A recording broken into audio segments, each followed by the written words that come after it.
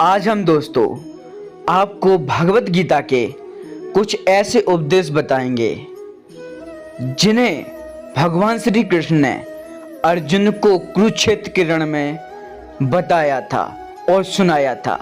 तो इनको सुनकर अर्जुन के मन में शांति पैदा हो गई थी। तो अगर आप भी अपने मन को शांत करना चाहते हैं तो इन उपदेशों को ध्यानपूर्वक सुने। तो पहला उपदेश है, इस सृष्टि में जो जन्म लेता है वो निश्चित रूप से मृत्यु के अधीन हो जाता है। भगवान श्री कृष्ण कहते हैं कि इस मृत्यु रोग का हर प्राणी, चाहे वो मनुष्य हो, पशु पक्षी हो या फिर पेड़ पौधे हो, हर सांस लेने वाला प्राणी अपने जन्म के साथ मृत्यु को भी लेकर आता है। हर प्राणी को एक ना एक दिन निश्चित क्षण पर अपना शरीर त्यागना पड़ेगा, अर्थात मरना पड़ेगा। नंबर 2, मनुष्य को सिर्फ कर्म करने का अधिकार है, फल की इच्छा न करे।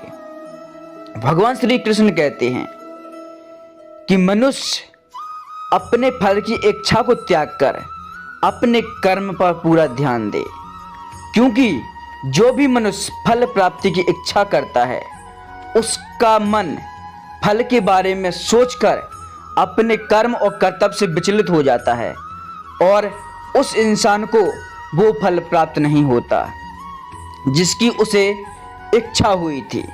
इसलिए भगवान श्री कृष्ण फिर कहते हैं, मनुष्य सिर्फ कर्म कर सकता है, फल कदापि मनुष्य के अधीन नहीं है। जो लोग फल की इच्छा से कर्म करते हैं वे लोग सुख दुख आदि के चक्र में फंस जाते हैं, उनके मन की शांति नष्ट हो जाती है। भगवान श्री कृष्ण फिर कहते हैं, मनुष्य अपने फल की इच्छा को त्याग कर कर्म को अपना धर्म समझकर करे तो उसको फल अवश्य मिलेगा, परंतु उस फल को वो विधान की इच्छा समझकर स्वीकार कर ले।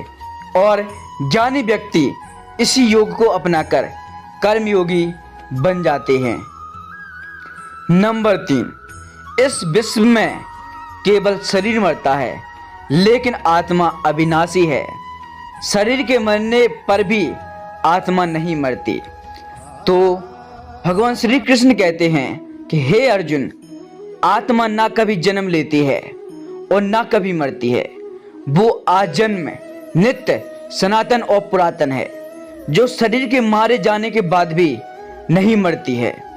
जो सचमुच ज्ञानी होते हैं वो उनका शोक नहीं करते हैं जो मर गए हैं, और ना ही उनका शोक करते हैं जो जिंदा हैं, क्योंकि वो जानते हैं कि जो मर गया है वो फिर से जन्म लेगा और जो अभी जीवित है वो अवश्य ही मर जाएगा।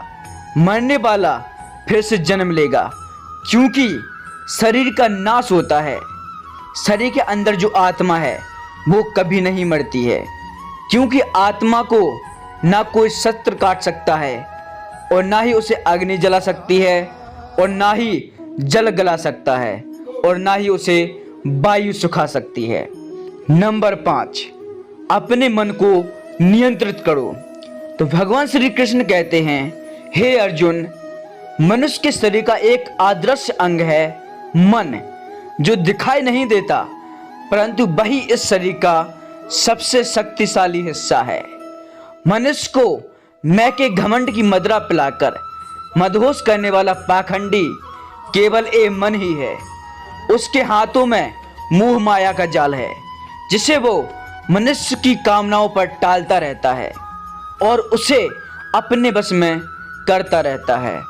ये मन शरीर से भी मोह करता रहता है और अपनी खुशियों से भी और अपने दुखों से भी मोह करता है। खुशियों में खुशियां भरी गीत गाता है और दुखों में दुख भरे गीत गुनगुनाता है। अपने दुखों में दूसरों को शामिल करके उसे खुशी मिलती है। किसी भी मनुष्य को उसका मन जीवन के अंत तक अपने जाल से निकलने नहीं देता। अपने रस्सी में बांधकर उसे तरह तरह से नचाता है, और ऐसा तब होता है जब तक हम अपने मन को अपने अधीन नहीं कर लेते, तब तक हमारा मन हमें नचाता रहेगा।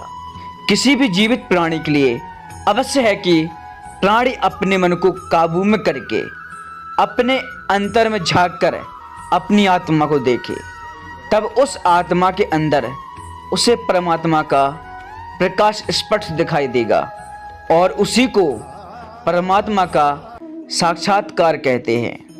नंबर 5, हमारा शरीर और मन कैसे काम करता है। तो भगवान श्री कृष्ण कहते हैं, हे अर्जुन, मनुष्य का शरीर एक रथ के भांति है। जैसे आंख, कान, नाक, जीभ और त्वचा आदि इन इंद्रियों घोड़ों को जो सारथी चलाता है, वो सारथी ही हमारा मन है और इस रथ में बैठा हुआ स्वामी हमारी आत्मा है। मनुष्य की इंद्रियां विषयों की ओर आकर्षित होती रहती हैं और ये सब तभी तक हो सकता है जब तक जीवात्मा अपने मन को काबू में ना लाए। जब तुम स्वयं मन के अधीन ना हो रहकर अपने मन को अपने अधीन कर लोगे, तो वही मन एक अच्छे सारथी की तरह तुम्हारे शरीर रूपी रथ को सीधे प्रभु के चरणों में ले जाएगा। यदि मन तुम्हारा स्वामी है और तुम उसके अधीन हो, तो वो तुम्हें माया के बंधन में जकड़ता रहेगा और जब तुम अपने मन पर काबू पालोगे और उसके स्वामी हो जाओगे, तो वही मन तुम्हें मोक्ष के द्वार तक ले जाएगा।